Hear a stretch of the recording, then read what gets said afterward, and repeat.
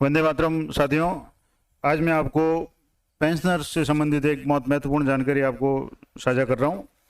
जैसा कि आपको पता है कि अगर आपके आसपास में कोई, आपके परिवार में या आपके आसपास में कोई पेंशनर है, यानी जो ऐसे कर्मचारी है जो सेवा से सेवानिवृत्त हो चुके हैं और उन्हें पे स्लिप के लिए या अन्य छोटे मोटे कामों के लिए बार बार बैंक में या पेंशन कार्यालय में अगर जाना पड़ता है, तो उनके लिए एक राज्य सरकार ने बहुत अच्छी सुविधा शुरू की है।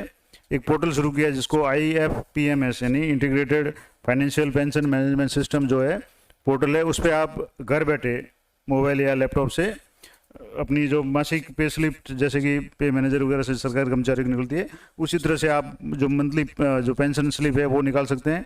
पूरे साल का स्टेटमेंट निकाल सकते हैं कि पूरे साल में आपको कितनी पेंशन मिली, कितना एरियर मिला, आपका मूल बेसिक कितना मिला, आपको DA कितना मिला, सारी जानकारी है आप पूरे फाइनेंशियल ईयर की निकाल सकते हैं।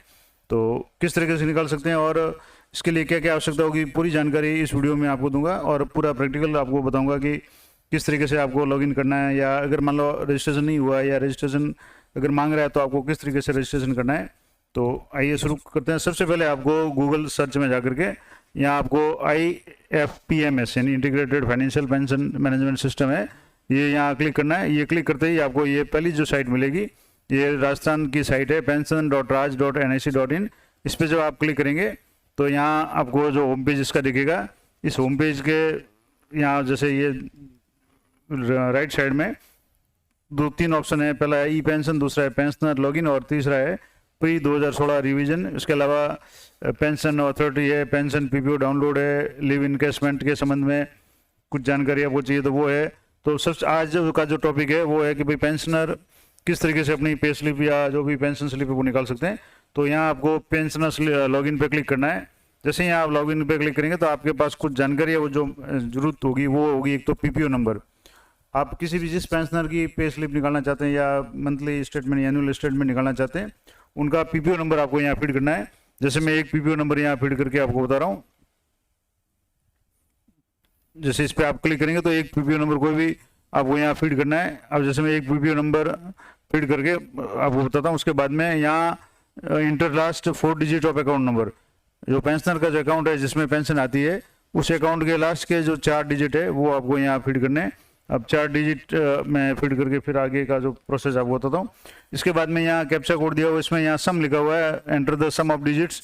यहाँ जैसे 16 + 5 है तो इसको यहाँ इसकी जोड़ करके यहाँ लिखनी है। उसके बाद में यहाँ लॉगिन पे जाना है। जैसे ही आप लॉगिन पे क्लिक करेंगे तो ये आपको जो कर्मचारी है उसका पूरा डिटेल आपको बता देगा कि जैसे एक तो यहाँ पेंशन स्लिप है, मंथ है मई 2022 है। अब इसमें सर्च करने की जरूरत नहीं है, जिस फाइनेंस में मंथ है जो रनिंग मंथ है उसकी तो ऑटोमेटिक आ जाएगी। जैसे यहाँ नेम आ जाएगा पेंशनर का, डेट ऑफ बर्थ आ जाएगी, UTRN नंबर जो आ जाएंगे RBI वाली, और इसके बाद में ट्रेजरी का नाम आ जाएगा, कौन से ज़िले की ट्रेजरी है, बैंक तो स्टेट बैंक है, अकाउंट नंबर है ये शो हो जाएंगे, ब्रांच है वो शो हो जाएगी, बेसिक यहाँ आपको दिख जाएगी। उसके बाद में रिड्यूस्ड जो पेंशन है वो हो जाएगी। उसके बाद में DA जितना भी मिल रहा है वो DA आपको बता देगा। एडिशनल पेंशन अगर किसी को कुछ है तो वो आपको मिल जाएगी, और टोटल अलाउंस कितना है वो मिल जाएगा, और नेट अमाउंट कितना पेबल है वो मिल जाएगा। डिडक्शन अगर कोई है तो वो आपको शो हो जाएगा।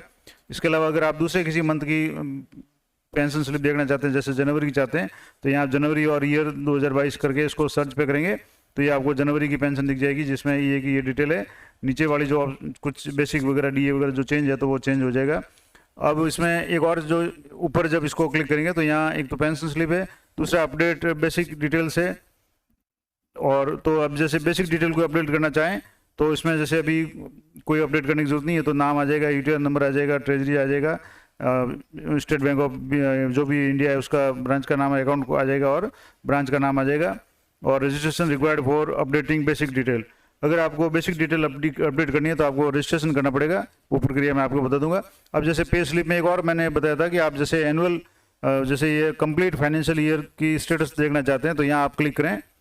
अब यहाँ जैसे क्लिक करेंगे तो यहाँ फाइनेंशियल ईयर आपको शो हो जाएगा 2022-23, और इसमें आपके जितनी भी पेंशन आपको मिल रही है वो जैसे इस फाइनेंशियल ईयर में मार्च, अप्रैल और मई 3 महीनों की पेंशन जमा है तो उसका अमाउंट आ जाएगा। अब इसको आप अगर डाउनलोड करना चाहें स्टेटमेंट के रूप में तो ये PDF के रूप में आपके डाउनलोड हो जाएगी, और इस तरह से आप इसको ये ऊपर फाइनेंशियल ईयर पेंशन सिस्टम आ जाएगा, PPO नंबर आ जाएगा, नाम आ जाएगा, और ये सारी डिटेल बेसिक जो डिटेल आ जाएगी। तो अगर ये हो गया, इसके अलावा जैसे मान लो आप अगर किसी ईयर की चाहते हैं तो जैसे ये फाइनेंशियल ईयर यहाँ 22-23 की जगह मान लो 21-22 को है, यहाँ सर्च करेंगे 21-22 यहाँ सेलेक्ट करके, तो पूरे जो पिछला जो वित्तीय वर्ष था उसकी पूरे 12 महीने की सारी डिटेल आपको शो हो जाएगी। और सारी डिटेल में आपको जैसे यहाँ बेसिक शो हो जाएगी, जैसे बेसिक कोई चेंज हुई तो, जैसे इसमें चेंज नहीं हुई तो बेसिक वो की वो है। डीए है, जैसे ये मार्च में अलग था, उसके बाद में जुलाई में या अगस्त में डीए चेंज हो गया है, और अगस्त के बाद में से जो डी अपडेट हुआ है जुलाई से हुआ था, लेकिन एक महीने का इसमें एरियर आपको मिला है, और यहाँ कुछ एरियर एक और अक्टूबर का मिला हुआ है, और ये कोई एक्स्ट्रा एरियर है वो ये भी मिला हुआ है। टीडीएस जो काटा हुआ है, ये टीडीएस भी इसमें शो हो जाएगा जिस एरियर पे टीडीएस कटा था, और ये टोटल अलाउंस आपको कितना मिला, टोटल डिडक्शन कितना है। इससे ये भी पता चल जाएगा कि आपके अगर पेंशन से कोई टैक्स कटा है और आप उसको आईटीआर उसका रिटर्न लेना चाहते हैं, क्योंकि आय जो पेंशनर की आय होगी वो टैक्स के दायरे से अंदर ही होगी, उससे ज़्यादा नहीं होगी, यानी वो टैक्सेबल इनकम में नहीं आएगी। तो उसको अगर रिटर्न भी आपको लेना है तो ये पे स्लिप पे आप उसको काम में ले सकते हैं, और आपको पता भी चल जाएगा कि जैसे इस मामले में 5,830 रुपये ये जो है ये टीडीएस कटा हुआ है, यानी इनकम टैक्स बैंक ने काटा हुआ है। तो आप उसको अगर रिफंड लायक ये अगर अमाउंट है तो आप उसका रिफंड भी ले सकते हैं। तो इसके लिए भी ये पेंशनर ये जो स्लिप है ये ज़रूरी है और ये आपके उपयोग की है। और इसको डाउनलोड करना चाहें तो सीधा यहाँ डाउनलोड पर क्लिक करेंगे, और इस तरह से जैसे ये यहाँ करेंगे तो आप यहाँ नाम वगैरह आ जाएगा, और इस तरह से ये पूरी पीडीएफ के रूप में आपकी डाउनलोड हो जाएगी, और डेट आ जाएगी किस डेट को आपने डाउनलोड की। HTP-pension.NIC है, तो ये ऑफिशियल साइट से निकली हुई है, तो ये वैलिड है, कोई समस्या नहीं है। और इसमें अमाउंट आ गया कि ये टीडीएस कितना कटा था, टोटल पूरे साल में कितनी पेंशन मिली, ये सारी जो डिटेल्स है वो आ गई। तो इस तरह से ये तो पूरी हो गई कि किस तरीके से आपको पेंशन स्लिप या जो भी आपको निकालना है। अब मैं एक और बता रहा था कि मान लो कुछ आपको बदलाव करना है, तो बदलाव करने के लिए आपको इसमें रजिस्ट्रेशन का ऑप्शन जो मांग रहा था, तो अब जैसे रजिस्ट्रेशन करना चाहे तो उसके लिए क्या प्रोसेस होगा। तो अब जैसे यहाँ मैं न्यू रजिस्ट्रेशन पे क्लिक करूँगा, यहाँ जैसे पहले आपको पेंशन लॉगिन पे करना है और यहाँ न्यू रजिस्ट्रेशन पे क्लिक करना है। न्यू रजिस्ट्रेशन पे क्लिक करने के बाद में आपको यहाँ पीपीओ नंबर मांगेगा, और उसके बाद में जो भी पेंशनर है उसकी डेट ऑफ बर्थ मांगेगा, अकाउंट नंबर मांगेगा, IFSC कोड मांगेगा, और मोबाइल नंबर जो भी जुड़ा हुआ मोबाइल नंबर है, उसके बाद में कैप्चा कोड है वो आपको भरना है। उसके बाद में जब सबमिट करेंगे तो OTP आएगा, और OTP के बाद में ये जो रजिस्ट्रेशन है वो हो जाएगा। अब रजिस्ट्रेशन की प्रक्रिया बहुत आसान है, अगर मान लो आपको ज़रूरत हो तो मैं किसी एक रजिस्ट्रेशन करके बता दूंगा। वैसे इसकी सामान्य जो आपको पे स्लिप या अगर मान लो ये एनुअल स्टेटमेंट देखना है तो किसी की ज़रूरत नहीं है, और कोई चेंज या अपडेट करना है आप उसमें, बाकी सामान्य रूप से जो भी पेंशनर संबंधित बैंक अकाउंट डिटेल है और जो भी नंबर है, अन्य जो सूचना है वो ऑटोमेटिक इसमें शो हो जाएगी, आपको रजिस्ट्रेशन करने की आवश्यकता ही नहीं पड़ेगी। सीधे ही आप पीपीओ नंबर और बैंक के लास्ट 4 डिजिट के द्वारा आप इसको सीधा लॉगिन करके अपनी सारी जानकारी है वो प्राप्त कर सकते हैं। तो अगर आपके भी परिवार में या आसपास में कोई भी ऐसे बुजुर्ग व्यक्ति है जो पेंशनर है और उनको इस पे स्लिप की, पेंशन स्लिप की या एनुअल स्टेटमेंट की आवश्यकता है, तो उनको आप ये जानकारी दे सकते हैं, और बहुत आसानी से ये आप घर बैठे अपने मोबाइल या लैपटॉप में ये जानकारी सारी प्राप्त कर सकते हैं। तो आशा करता हूँ ये वीडियो आपके लिए बहुत उपयोगी रहेगा, और विशेषकर जो बुजुर्ग जन है आपके आसपास में जो भी पेंशनर है उन्हें किसी तरह की समस्या नहीं हो।